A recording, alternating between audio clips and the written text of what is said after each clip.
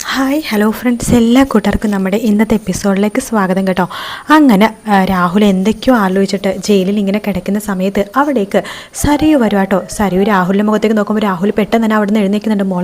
മോളെ കാണണമെന്ന് ഞാൻ ആഗ്രഹിച്ചേ ഉള്ളൂ. എങ്ങനെ അറിഞ്ഞു മോളെ ഞാൻ ജയിലിലായ കാര്യം? നിന്നെ വിവരം എങ്ങനെ അറിയിക്കുമെന്ന് ആലോചിച്ച് ആകെ ടെൻഷനിലായിരുന്നു ഞാൻ എന്ന് പറയുമ്പോൾ സരയു പറയുന്നുണ്ട്, രാവിലെ തന്നെ അവൻ വന്നായിരുന്നു, ആ കിരൺ എന്ന് പറഞ്ഞവൻ വലിയ അഭിമാനത്തോടു കൂടി തന്നെ പറഞ്ഞു അച്ഛനെ പിടിച്ച് ജയിലിലാക്കിയ കാര്യമൊക്കെ. എന്താ സംഭവിച്ചത്? എങ്ങനെയാ അച്ഛൻ ജയിലിലായത്? എങ്ങനെയാ കിരണിൻ്റെ അടുത്തേക്ക് അച്ഛൻ എത്തിയത് എന്ന് പറയണം. രാഹുൽ പറയണ്ട, മോളെ ഒന്നും പറയണ്ട, എല്ലാം എൻ്റെ ഭാഗത്തുള്ള തെറ്റുകൊണ്ട് സംഭവിച്ചതാണ്. എന്താ സംഭവിച്ചത് ശരിക്കും വ്യക്തമായിട്ടൊന്ന് പറ എന്ന് പറയുമ്പോൾ, മോളെ ഞാൻ ചന്ദ്രസേനനെ രൂപനും ഇല്ലാതാക്കാൻ വേണ്ടി രൂപയുടെ വീട്ടിൽ ഒളിച്ചു നിൽക്കുകയായിരുന്നു. ആ സമയത്താണെന്നുണ്ടെങ്കിൽ ഞാൻ ആ പ്രകാശൻ അവനെ കണ്ണടിച്ചങ്ങോട്ട് വിശ്വസിച്ചു. അതാണ് ഞാൻ ചെയ്ത ഏറ്റവും വലിയ തെറ്റ്. അവനെ കണ്ണടിച്ച് വിശ്വസിക്കാൻ മാത്രമല്ല, അവനെ വീട്ടിൽ കൊണ്ടുപോയി നിർത്തുകയും ചെയ്ത്. പക്ഷേ അവൻ എന്നെ ചതിച്ചു മോളെ. ഞാൻ ചന്ദ്രസേനൻ്റെയും രൂപയുടെയും വീട്ടിലേക്ക് പതിന് പോണത് അവൻ കണ്ടുപിടിച്ചു. അവൻ ആ സമയത്ത് കിരണിനെ വിളിച്ചു പറഞ്ഞു. കിരൺ അവിടെ എത്തുകയും എന്നെ ഉപദ്രവിക്കുകയും ചെയ്യാണ് മോളെ ഉണ്ടായത്. എന്നാലും ഇത് ഭയങ്കര കഷ്ടമാണല്ലോ അച്ഛാ, നമുക്ക് ഈ ദുരന്തങ്ങൾ വീണ്ടും വീണ്ടും ഉണ്ടാവുകയാണല്ലോ. ഇപ്പം എന്താ അച്ഛ ചെയ്യുക എന്ന് ചോദിക്കുമ്പോഴേക്കും, മോളെ നീ നമ്മുടെ വക്കീലില്ലേ, സുന്ദരേശൻ വക്കീൽ, ആ വക്കീലിനോട് നാളെ കോടതിയിൽ വരാൻ പറയണം. എന്നെ നാളെ കോടതിയിൽ ഹാജരാക്കും. മോൾ വക്കീലിനോട് കാര്യങ്ങളൊക്കെ പറഞ്ഞ് സംസാരിച്ച് എല്ലാം ശരിയാക്കണം. എല്ലാം ഞാൻ ശരിയാക്കാം അച്ഛാ. എന്നാലും നമ്മുടെ ഈ ഇത് മാറുന്നില്ലല്ലോ അച്ഛാ, ഈ ആകെ ദുരന്തങ്ങൾ മാത്രം എന്ന് സരയു പറയുമ്പോൾ അത് കേട്ടുകൊണ്ട് എസ് അങ്ങോട്ടേക്ക് വരുന്നുണ്ട്. അതേടി, നിങ്ങൾക്ക് ദുരന്തങ്ങൾ മാത്രമേ ഉണ്ടാവുള്ളൂ. കാരണം നിങ്ങൾ നല്ലത് എന്തെങ്കിലും ചെയ്യണേ.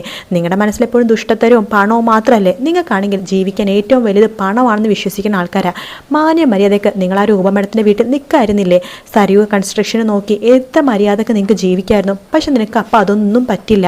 അത് ആർത്തി മൂത്തിട്ടല്ലേ ഈ ഒരു അവസ്ഥയിലായത്. എന്തായാലും മോളെ ഇനി പല പ്രാവശ്യവും ഇതുപോലെ ജയിലിൽ വരേണ്ടി വരും. അച്ഛനിനി പുറം ലോകം കാണാൻ പോകുന്നില്ല. ആ രീതിയിലാണ് കേസ് പെടാൻ പോണത്. അങ്ങനെയാണെങ്കിൽ നിൻ്റെ അച്ഛൻ ഇനി എപ്പോഴും നിനക്ക് ജയിലിൽ വന്ന് കാണാം. സംസാരിച്ച് കഴിഞ്ഞാൽ പോവാൻ നോക്ക് എന്ന് പറഞ്ഞിട്ട് എസ് അവിടെ നിന്ന് പോകാണ്. ശരി അച്ഛാ, ഞാൻ ഇന്ന് തന്നെ സുന്ദരേശൻ വക്കീലിനെ പോയി കണ്ടിട്ട് സംസാരിക്കാമെന്ന് പറഞ്ഞിട്ട് സരയും അവിടെ നിന്ന് പോകുന്നുണ്ട്. രാഹുൽ ആകെ ഇതായിരിക്കും കേട്ടോ. അതിനുശേഷം കാണിക്കണം അതിരാവിലെ തന്നെയാണ്. രാവിലെ തന്നെ കോടതിയിലേക്ക് നമ്മുടെ ചന്ദ്രസേനും അതുപോലെ തന്നെ രൂപയും കിരണും കല്യാണിയും താരയും വന്നിട്ടുണ്ട്. അപ്പോൾ ചന്ദ്രസേനൻ താരെടുത്ത് പറയുന്നുണ്ട്, താരെ വർഷങ്ങൾക്ക് മുമ്പേ നിനക്ക് കോടതിയിൽ ഒരു പരാതി കൊടുക്കേണ്ടതെന്ന് രാഹുലിൻ്റെ പേരിൽ അന്ന് അതിനൊന്നും പറ്റിയില്ല. പക്ഷെ അതിനുള്ളൊരു സാഹചര്യമാണ് ഇപ്പം ഉണ്ടായിരിക്കണമെന്ന് എനിക്ക് തോന്നുവാണ്.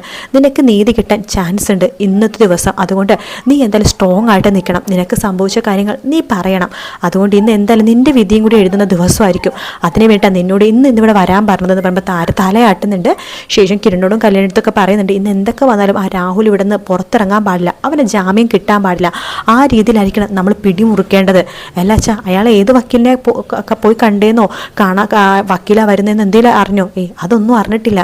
എന്തായാലും നമുക്ക് നോക്കാം എന്ന് പറയണം. അങ്ങനെ രാഹുലിനെ കൊണ്ട് പോലീസുകാർ അങ്ങോട്ട് വരുന്നുണ്ട്. രാഹുൽ പോലീസ് ജീപ്പിൽ നിന്ന് ഇറങ്ങണതേ കിരണിനെയും അതുപോലെ തന്നെ കല്യാണിനെയും രൂപേനെയും ചന്ദ്രസേനെയും താരേനെയൊക്കെ സൂക്ഷിച്ച് ഇങ്ങനെ നോക്കിയിട്ട് ദഹിപ്പിക്കുന്ന രീതിയിൽ നോക്കിയിട്ട് കോടതിൻ്റെ ഉള്ളിലേക്ക് കയറുവാട്ടോ. കയറി കഴിയുമ്പോഴേക്കും ചന്ദ്രസേന പണഹും അവൻ്റെ നോട്ടം കണ്ടില്ലേ എന്ന് പറയാണ്. അങ്ങനെ കോടതി കൂടുവാണ്. കോടതി കൂടുന്ന സമയത്ത് എല്ലാവരോടും ഇരിക്കുന്നുണ്ട്. രാഹുലിനെ പ്രതിക്കൂട്ടിലേക്ക് നിർത്തുന്നുണ്ട്. ജഡ്ജി ചോദിക്കുന്നുണ്ട്, അല്ല ഇയാൾക്ക് വേണ്ടിയിട്ട് സംസാരിക്കാൻ വക്കീലും കാര്യങ്ങളും വന്നില്ലേ എന്ന് പറയുമ്പോഴേക്കും, സർ ഇപ്പം വരും സർ എന്ന് രാഹുൽ പറയണം. ഓഹോ, തൻ്റെ വക്കീൽ വരുന്നവരെ അപ്പോൾ കോടതിയുടെ സമയം മാറ്റി വെക്കണോ അല്ലേ എന്ന് പറയുമ്പോഴേക്കും അവിടെയൊക്കെ അപ്പം തന്നെ രാഹുലിൻ്റെ വക്കീൽ വരുന്നുണ്ട് കേട്ടോ. സോറി സർ, ഇത്തിരി വൈകിപ്പോയി. കോടതി സമയത്ത് എനിക്ക് അറിയില്ലേടോ. അറിയില്ലെങ്കിൽ അപ്പോൾ പഠിച്ചിട്ട് വാ എന്നൊക്കെ പറയണം. സോറി സാർ, ക്ഷമിക്കണം. ഈ കേസ് വരെ കുറച്ചധികം പഠിക്കേണ്ടതുണ്ടായിരുന്നു, അതുകൊണ്ടിട്ടാണ്. ശരി എന്നാൽ തുടങ്ങിക്കോ എന്ന് പറയാണ്. അങ്ങനെ വക്കീൽ രാഹുലിനോട് ചോദിക്കേണ്ട, അല്ല നിങ്ങളുടെ പേരെന്താണെന്ന് ചോദിക്കുമ്പോഴേക്കും എൻ്റെ പേര് രാഹുൽ കൃഷ്ണദാസ് എന്നാണ് സർ എന്ന് പറയാണ്. അല്ല നിങ്ങൾ എന്താ ചെയ്യണതെന്ന് ചോദിക്കുമ്പോൾ നിങ്ങൾക്ക് എന്താ ജോലിയും ചോദിക്കുമ്പോൾ, സാർ ഇപ്പം എനിക്ക് ജോലിയൊന്നുമില്ല. ജോലിയൊന്നും ഇല്ലെന്നാ? അതെന്താ ജോലിയൊന്നും ഇല്ലാത്ത? സാർ കുറച്ച് നാൾ മുമ്പ് വരെ ഞാൻ സരയു കൺസ്ട്രക്ഷൻ്റെ MD ആയിരുന്നു. സരയു കൺസ്ട്രക്ഷൻ എന്ന് പറഞ്ഞാൽ ഒരു കൺസ്ട്രക്ഷൻ ഉണ്ട്, ഇവിടുത്തെ ഏറ്റവും വലിയ കൺസ്ട്രക്ഷനാണ്. എൻ്റെ നല്ല കാലത്ത് മുതൽ കഴിഞ്ഞ ദിവസം വരെ ഞാൻ ആ കമ്പനിക്ക് വേണ്ടി ചോര നീരാക്കിക്കൊണ്ട് ജീവിച്ചുകൊണ്ടിരുന്നതാണ്. ഞാൻ അവിടുത്തെ MD ആയിരുന്നു. അവിടുത്തെ എല്ലാ കാര്യങ്ങളും ഞാൻ തന്നെയാണ് ചെയ്തുകൊണ്ടിരുന്നത്. പക്ഷേ ഇപ്പം ഞാൻ ആ കമ്പനിയിൽ നിന്ന് പുറത്തായി സാർ എന്ന് പറയാണ്. പുറത്തായതാണോ, നിങ്ങളെ പുറത്താക്കിയതാണോ എന്ന് ചോദിക്കുകയാണ് വക്കീൽ. ആ സമയത്ത് രാഹുൽ പറയുന്നുണ്ട്, സാർ എന്നെ പുറത്താക്കിയതാണോ? ഓഹോ, പുറത്താക്കിയതാണെങ്കിൽ നിങ്ങൾക്ക് ആ കമ്പനി നഷ്ടപരിഹാരം കിട്ടിയായിരുന്നോ എന്ന് ചോദിക്കുമ്പോൾ, ഇല്ല സാർ, ഒരു നഷ്ടപരിഹാരം കിട്ടില്ല, 10 പൈസ പോലും കിട്ടിയില്ലെന്ന് പറയാണ്. അതെന്തുകൊണ്ട് കിട്ടിയില്ല? നിങ്ങളന്ന് കോടതിയെ സമീപിച്ചൊന്നില്ലേ? ഇത് കേസൊന്നും ആക്കിയില്ലേ? ഇല്ല സാർ, കാരണം ആ കമ്പനി ഇപ്പം നോക്കണത് എൻ്റെ പെങ്ങളുടെ ഭർത്താവൊക്കെയാണ്. അവരെ ബുദ്ധിമുട്ടിപ്പിക്കണമെന്ന് ഞാൻ കംപ്ലയിൻ്റ് ഒന്നും കൊടുത്തില്ല. അല്ല നിങ്ങൾ എന്തിനാ അവരവിടെ നിന്ന് പുറത്താക്കിയത് സാർ? അത് വേറൊന്നുമല്ല, എൻ്റെ ഭർത്താവ് ഉപേക്ഷിച്ച്, അതായത് എൻ്റെ പെങ്ങളുടെ മക്കൾ 7 വയസ്സും 2 വയസ്സുള്ള സമയത്ത് അവളുടെ ഭർത്താവ് അവളെ ഉപേക്ഷിച്ച് പോയതായിരുന്നു, നാട് കടന്നതായിരുന്നു. വർഷങ്ങൾക്ക് ശേഷം അയാൾ തിരിച്ചു വന്നു. അപ്പോൾ എന്നെ അവിടെ നിന്ന് പുറത്താക്കി സാർ. ഇപ്പം സരയു കൺസ്ട്രക്ഷൻ എന്ന ആ കമ്പനിയുടെ പേര് പോലും അവർ മാറ്റി RS കൺസ്ട്രക്ഷൻ ആക്കി. ചെറുപ്പകാലത്ത് എൻ്റെ മകളെ എൻ്റെ പെങ്ങളുടെ മകനെ കൊണ്ട് കെട്ടിക്കാന്ന് വാക്ക് പറഞ്ഞതായിരുന്നു. അതിനുശേഷം അവൻ വേറൊരു പെൺകുട്ടിനെ പ്രണയിക്കുകയും വിവാഹം കഴിക്കുകയൊക്കെ ചെയ്തു. എന്നാൽ ഞങ്ങൾക്ക് കുഴപ്പമില്ലെന്ന് വിചാരിച്ചു. ഞങ്ങൾ ആ വീട്ടിൽ തന്നെത്താനെ ഇറങ്ങി കൊടുത്തതാണ് സർ. പക്ഷെ അതൊന്നും പോരാണ്ട് വീണ്ടും വീണ്ടും എന്നെ വന്ന് ഉപദ്രവിക്കായിരുന്നു. ഇന്നലെ എന്തിനാണ് നിങ്ങൾ അവരുടെ വീട്ടിലേക്ക് പോയത് എന്ന് വക്കീൽ ചോദിക്കുമ്പോഴേക്കും രാഹുൽ പറയുന്നുണ്ട്, സർ എന്നെ അവരെ ഒഴിവാക്കിയെങ്കിലും എൻ്റെ പെങ്ങളെ കാണാൻ എനിക്ക് വല്ലാത്ത ആഗ്രഹമാണ് സാർ. ഞാൻ ഏറ്റവും കൂടുതൽ സ്നേഹിക്കുന്നത് എൻ്റെ പെങ്ങളെയാണ്. എൻ്റെ മകളെക്കാളും ഞാൻ സ്നേഹിക്കുന്നത് എൻ്റെ പെങ്ങളെയാണ്. അവളുടെ ജീവിതത്തിനും അവളുടെ മക്കൾക്കുമാണ് ഞാൻ ഇമ്പോർട്ടൻസ് കൊടുക്കുന്നത്. അവളുടെ മകളെ നല്ല രീതിയിൽ കല്യാണം കഴിപ്പിച്ച് കൊടുത്തു. പിന്നെ അതുപോലെ തന്നെ അവളുടെ മകനെയാണെങ്കിൽ പഠിപ്പിച്ച് നല്ല നിലയിലെത്തിച്ചു. പിന്നീട് അവൻ ഗൾഫിലേക്കായിരുന്നു. കുറച്ച് നാളുകൾക്കും ഒരു 5-6 വർഷം മുമ്പാണ് അവൻ നാട്ടിലേക്ക് വന്നത്. അപ്പോൾ അവൻ വന്നപ്പോഴേക്കും അവനും ബിസിനസ് പാർട്ട്ണറായി. എന്നിട്ട് എൻ്റെ മകളെ വിവാഹം കഴിക്കാമെന്നൊക്കെ പറഞ്ഞാണ് അവസാനം എപ്പോഴേക്കും എൻ്റെ മകളെ ഒരു കറിവേപ്പിലാക്കി. എന്നെയും അങ്ങനെ തന്നെയാണ്. അതങ്ങനെയാണ് സാർ. കുടുംബത്തിന് വേണ്ടി കഷ്ടപ്പെടുന്നവരെയൊക്കെ അവസാനം ഇതുപോലെ കറിവേപ്പിലയാക്കുമല്ലോ എന്ന് പറയാണ്. എന്താണ് അതിനുശേഷം ചോദിക്കേണ്ട വക്കീൽ, അല്ല നിങ്ങളെ ഉപദ്രവിച്ചത് ആരാണെന്ന് ചോദിക്കുമ്പോൾ എന്നെ ഉപദ്രവിച്ചത് ഈ ചന്ദ്രസേൻ എന്ന് പറഞ്ഞാലും അവൻ്റെ മകൻ കിരണുമാണ്. ഇതിനു മുമ്പ് എന്നെ ഇതുപോലെ ഉപദ്രവിച്ചിട്ടുണ്ട്. വിഷുവിൻ്റെ സമയത്ത് ഞാൻ എൻ്റെ മോളെ കാണാൻ വേണ്ടി രാത്രി വീട്ടിലേക്ക് പോയ സമയത്ത് ഒരു സർപ്രൈസായിട്ട് വീട്ടിൽ പോയ സമയത്ത് ഈ കിരൺ എന്ന് പറഞ്ഞ ഇവൻ എൻ്റെ അനന്തരാവൻ ഹെൽമെറ്റ് ഇട്ട് വന്ന് എന്നെ തല്ലിയതാണ് സർ. എൻ്റെ നടു അടിച്ചൊതുക്കിയതാണ്. അവിടെ നിന്ന് ഞാൻ എഴുന്നേറ്റ് വന്നേ ഉള്ളൂ. എൻ്റെ പെങ്ങളെ കാണാൻ വേണ്ടിയിട്ടാണ് വന്നത്. പക്ഷേ എൻ്റെ പെങ്ങളെ കാണാൻ പോലും സമ്മതിക്കാതെ അവളുടെ ഭർത്താവും അവളുടെ മകനും കൂടി ചേർന്ന് എൻ്റെ തല തല്ലി പൊട്ടിക്കായിരുന്നു സർ. ഇപ്പോൾ തലയുടെ തലയൊട്ടിക്കൊക്കെ പൊട്ടൽ സംഭവിച്ചിട്ടുണ്ട് സർ എന്നൊക്കെ രാഹുൽ പറയാണ്. ശേഷം വക്കീൽ ജഡ്ജിയെടുത്ത് പറയണം, കണ്ടില്ല യുവർ ഓണർ, എൻ്റെ പ്രതിനെ ആ മാതിരിയാണ് ഉപദ്രവിച്ചുകൊണ്ടിരിക്കുന്നത്. എൻ്റെ പ്രതി ഒരു തെറ്റും ചെയ്തിട്ടില്ല.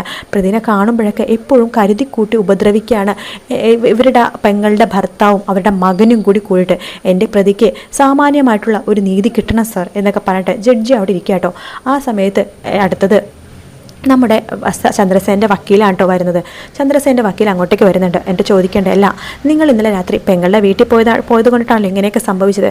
നിങ്ങൾ ഇന്നലെ രാത്രി എന്തിനാ പെങ്ങളുടെ വീട്ടിൽ പോയത് എന്ന് ചോദിക്കുമ്പോൾ രാഹുൽ പറയേണ്ടത്, ഞാൻ എൻ്റെ പെങ്ങളെ കാണാൻ വേണ്ടി പോയതാണ്. ഓ, അർദ്ധരാത്രി കഴിഞ്ഞ സമയത്താണ് പെങ്ങളെ കാണാൻ തോന്നിയത് സർ. ഞാൻ അവളെ കാണാൻ വേണ്ടി അർദ്ധരാത്രി രാവിലെ ഒന്നുമില്ല. എൻ്റെ പെങ്ങളെ കാണാൻ തോന്നുമ്പോഴൊക്കെ ഞാൻ മുമ്പോട്ട് അങ്ങനെയാണ് കാണാൻ വേണ്ടി പോകുമായിരുന്നു. അപ്പോൾ നിങ്ങൾ എങ്ങനെയാണ് പോയത്? കാറിലാണോ? അതെ സർ. എന്നിട്ട് നിങ്ങളുടെ കാർ എവിടെയാണ് നിങ്ങൾ പാർക്ക് ചെയ്തത്? അവരുടെ വീടിൻ്റെ ഉള്ളിലാണോ അതോ ഗേറ്റിൻ്റെ അവിടെയാണോ എന്ന് പറയുമ്പോൾ, സർ ഞാൻ കുറച്ച് അകലെയാണ് പാർക്ക് ചെയ്തത്. അതെന്തിനാണ് നിങ്ങൾ കാർ അകലെ പാർക്ക് ചെയ്തത്? അതെൻ്റെ കാറ് കണ്ട പെങ്ങളുടെ ഭർത്താവും മോനും പ്രശ്നം ഉണ്ടാക്കുമെന്ന് വെച്ചിട്ടാണ് സർ. ഓ, അപ്പോൾ കാറ് കണ്ടല്ല പ്രശ്നം ഉണ്ടാക്കണം, നിങ്ങളെ കണ്ട പ്രശ്നം ഉണ്ടാക്കില്ലല്ലേ സർ? അങ്ങനെ ഉദ്ദേശിച്ചിട്ടല്ല, അവർ കാണേണ്ട വെച്ചിട്ട് കുറച്ച് അവിടെ മാറ്റിയിട്ടതാണ്. ശരി, ഇന്നലെ നിങ്ങൾ പെങ്ങളുടെ വീട്ടിൽ പോയപ്പോൾ എന്തൊക്കെയാണ് അവിടെ സംഭവിച്ചത്? പെങ്ങളുടെ വീട്ടിൽ നിങ്ങൾ എത്തി, അതിനുശേഷം എന്തൊക്കെയാണ് സംഭവിച്ചത്? പെങ്ങളുടെ വീട്ടിൽ നിങ്ങൾ പോയ സമയത്ത് അവിടെ ആരെങ്കിലും ഉണ്ടായിരുന്നോ എന്ന് ചോദിക്കുകയാണ്. അത് കേൾക്കണത് രാഹുലിൻ്റെ വക്കീലിൻ്റെ മുഖത്തേക്ക് നോക്കാട്ടോ. രാഹുലിൻ്റെ വക്കീൽ അപ്പം എന്ന് പറഞ്ഞ് കാണിക്കുകയാണ്. അപ്പോൾ എന്തോ കള്ളത്തരം പറയാൻ പോകുന്നുണ്ട്. പക്ഷേ ഈ രാഹുലിൻ്റെ കള്ളത്തരമൊക്കെ പൊളിയാൻ പോകുന്നത് നമ്മുടെ രൂപയാണെങ്കിൽ താരയായിട്ടുള്ള അവിഹിതത്തിൻ്റെ കാര്യം എല്ലാം പറയുന്നുണ്ട്. അത് മാത്രമല്ല, പ്രകാശിന് വരുന്നുണ്ട് സംസാരിക്കാൻ വേണ്ടി. രാഹുൽ അവിടെ പോയ കാര്യങ്ങളും ഗൂഢാലോചനയുടെ കാര്യങ്ങളൊക്കെ തന്നെ പ്രകാശിനും പറയുന്നുണ്ട്. അപ്പോൾ രാഹുൽ പെടാൻ പോകുന്ന ഭാഗമാണ് നമ്മൾ നാളത്തെ എപ്പിസോഡിൽ കാണാൻ പോകുന്നത്. വീഡിയോ ഇഷ്ടപ്പെടുകയാണെങ്കിൽ ലൈക്ക് ചെയ്യാനും സബ്സ്ക്രൈബ് ചെയ്യാനും കമൻറ്റ് ചെയ്യാനും മറക്കല്ലേ. മറ്റൊരു വീഡിയോ കാണാം. Take care. Bye bye.